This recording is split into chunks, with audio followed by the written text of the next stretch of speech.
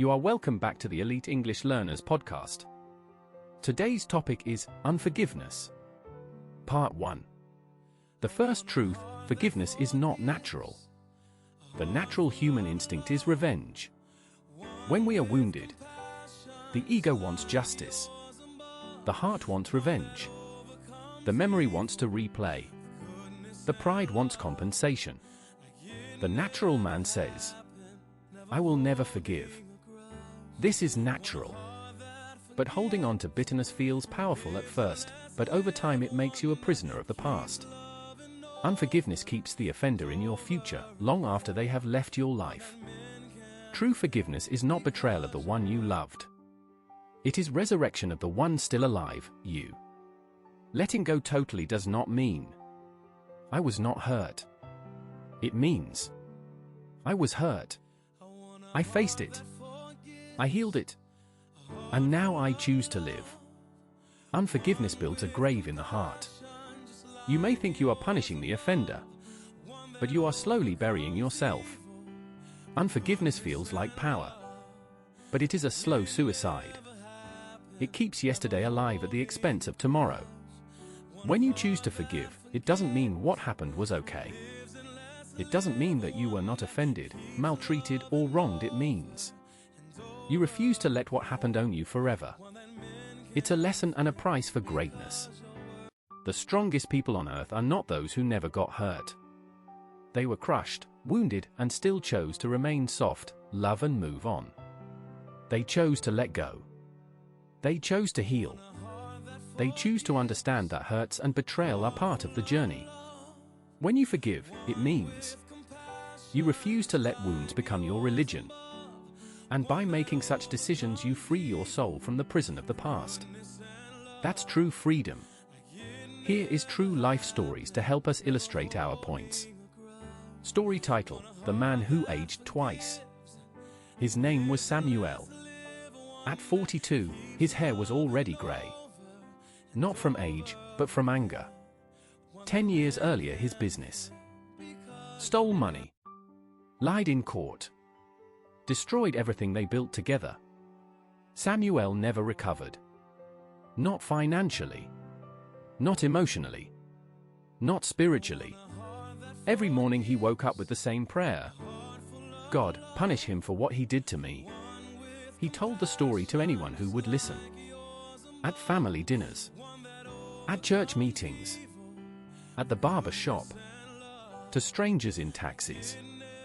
He rehearsed the betrayal so often that it became his identity.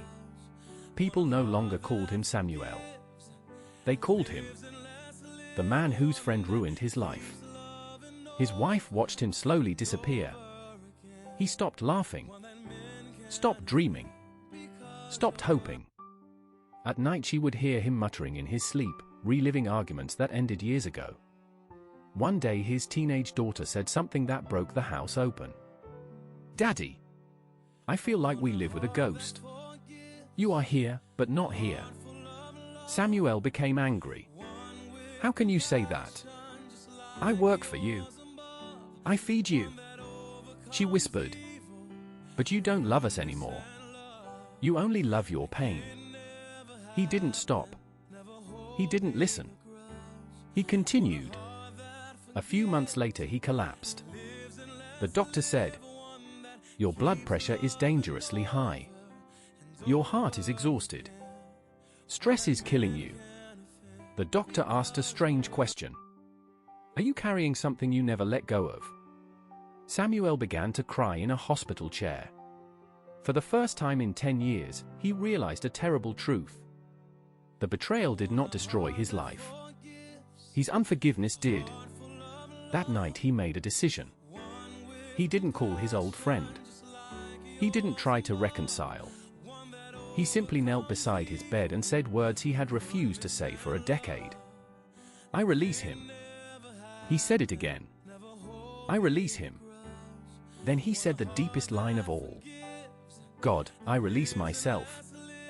Forgiveness did not change the past, but it gave him back his future. Lessons to learn from this story. Unforgiveness promises to keep you strong, but it secretly drains your life. It age. It makes the offender powerful long after they are gone. Forgiveness is not weakness. Forgiveness is the return of your soul. So choose it always, even when it is hard, but set boundaries or love from a distance. Part 2.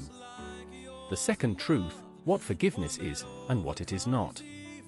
Forgiveness is not pretending it didn't hurt, saying what happened was okay, trusting immediately again, removing boundaries, excusing evil.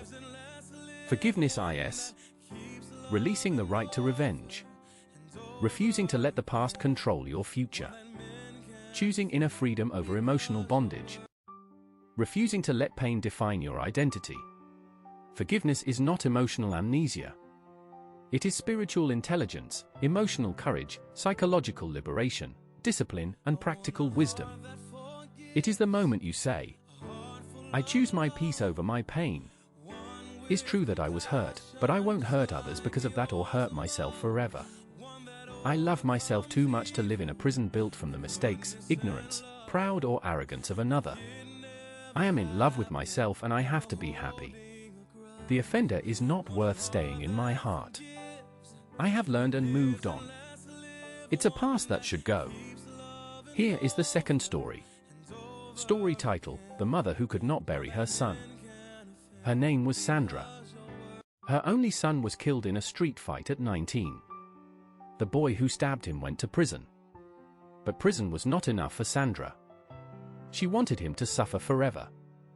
At the funeral she screamed, "May he never know peace." From that day, her life became an altar of bitterness.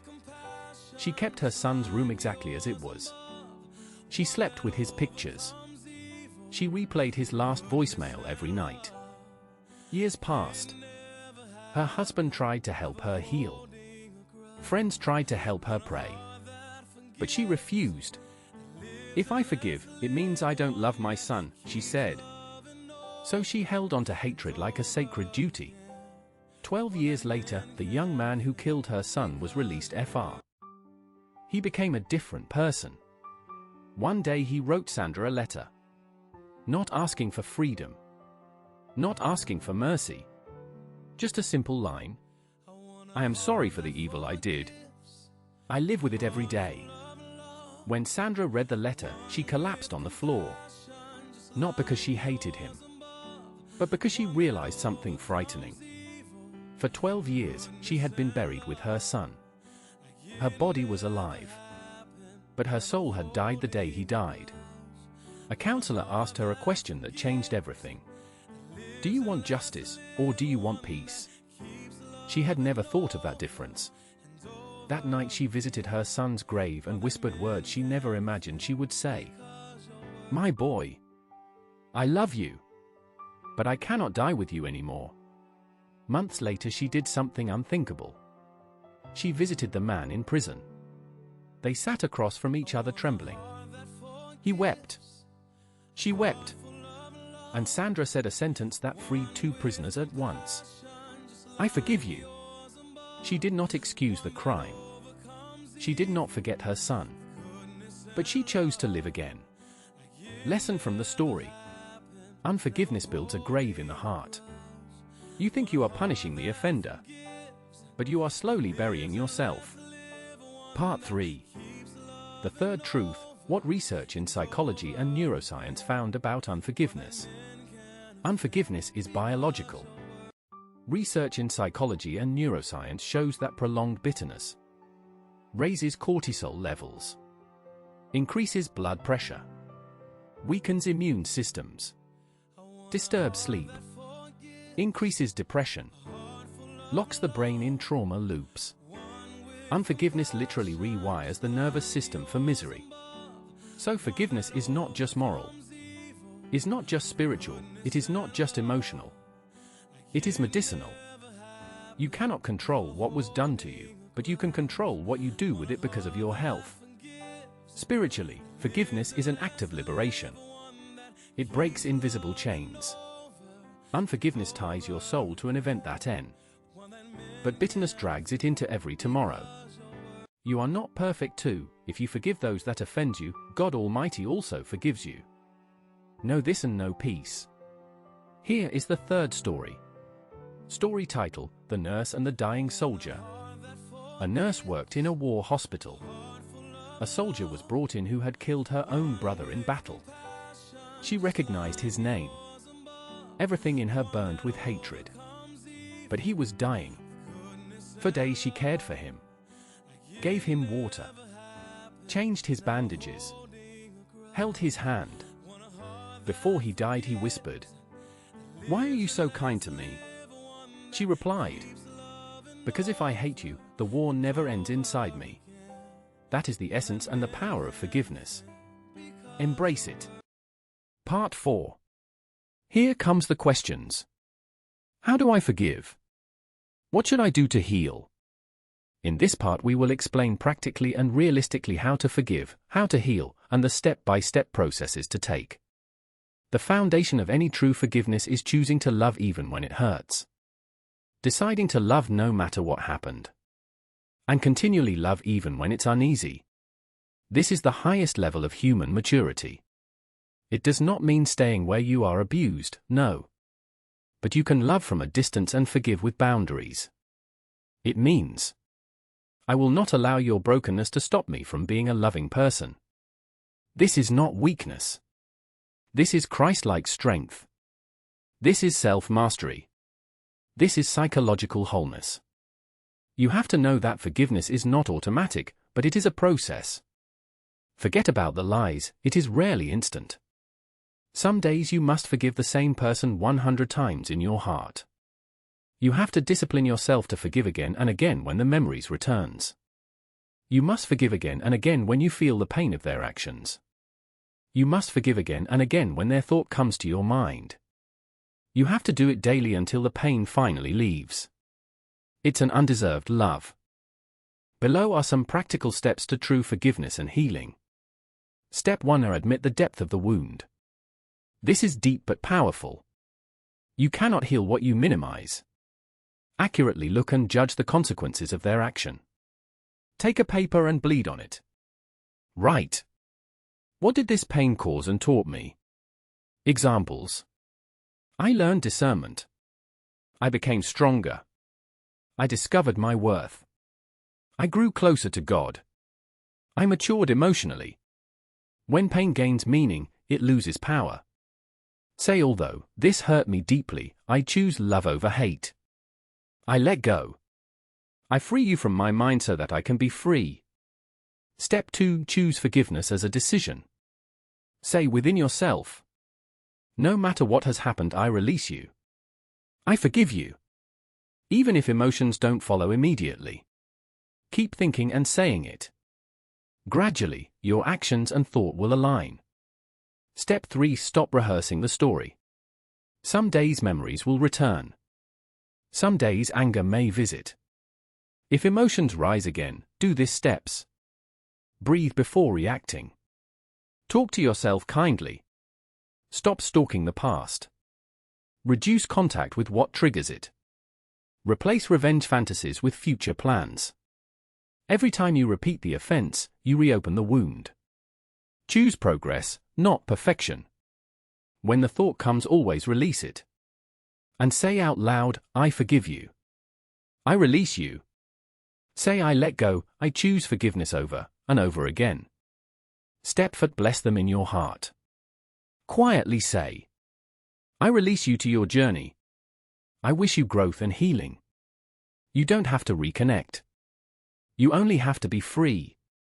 This is advanced healing. Step 5: check if you are healed. You are healed when you can remember without rage. Their name no longer shakes you. You stop trying to prove anything. You wish them well from a distance and pray for them genuinely in your mind. The story becomes information, not pain, anytime it flashes into your mind.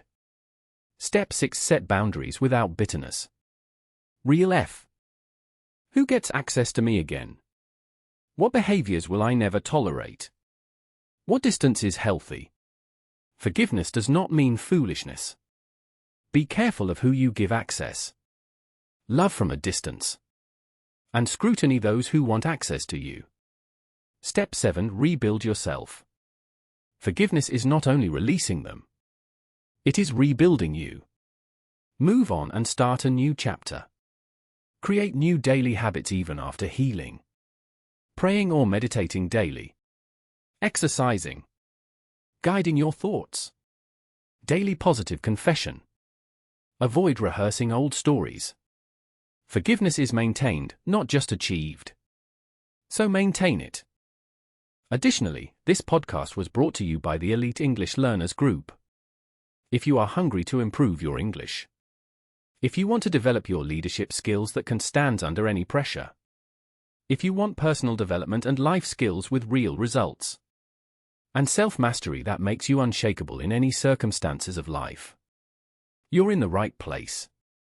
To be part of our team, follow and subscribe to all our channels in all platforms. And reach out to us with our contact details in the description section. Thank you. See you in the next episode. We love you.